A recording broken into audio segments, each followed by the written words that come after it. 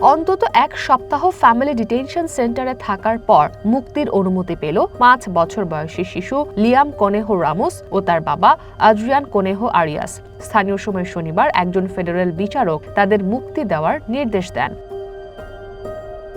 Minnesota স্টেটের মিনিয়াপোলিসে অভিবাসন বিরোধী অভিযানে 5 বছরের লিয়াম ও তার বাবাকে আটক করে আইস কর্মকর্তারা। এরপর তাদের রাখা হয় টেক্সাসের ফ্যামিলি ডিটেনশন সেন্টারে। তাদের আইস হেফাজতে রাখার ঘটনায় তীব্র নিন্দা জানিয়ে মুক্তির নির্দেশ দেন বিচারক ফ্রেড বিয়েরি। লিয়ামকে আটক করা অবৈধ ঘোষণা করে অভিবাসন কর্তৃপক্ষের আচরণের সমালোচনা করেন তিনি।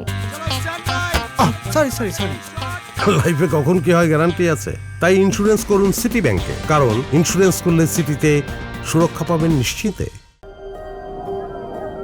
রায়ে বিচারক ফ্রেড লেখেন, অভিবাসীদের দেশ ছাড়া করার দৈনিক লক্ষ্যমাত্রা পূরণে সরকারের অপরিকল্পিত ও অদক্ষ উদ্যোগ থেকেই এই মামলার সূত্রপাত হয়েছে।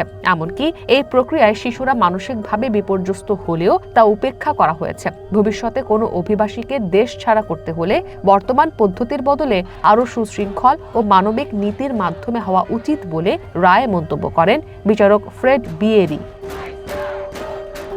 মিনিয়াপোলিসে অভিযানের সময় লিয়ামকে আটক করে নিয়ে যাওয়ার ছবি ছড়িয়ে পড়ার পর ব্যাপক জনরোষের মধ্যেই এই রায় দিল আদালত। এদিকে department of homeland security Democrat নিয়ন্ত্রিত শহরগুলোতে চলা বিক্ষোভে হস্তক্ষেপ না করার নির্দেশ দিয়েছেন প্রেসিডেন্ট ডোনাল্ড ট্রাম্প। ট্রুথ সোশ্যালে দেওয়া পোস্টে তিনি জানান, এই বিষয়ে ক্রিস্টি নোয়েমকে বলা হয়েছে, কোনো শহর ফেডারেল সহায়তা চাইলেই কেবল হস্তক্ষেপ করা হবে, তবে আইস এবং বর্ডার পেট্রোল ফেডারেল ভবনগুলোর সুরক্ষা নিশ্চিত করবে।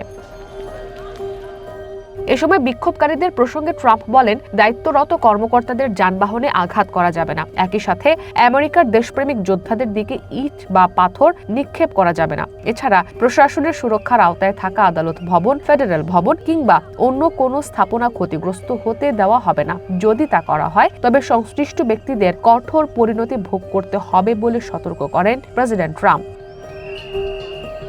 ইসরাত মুক্তি, ওয়ান ইন্টারন্যাশনাল ডেস্ক।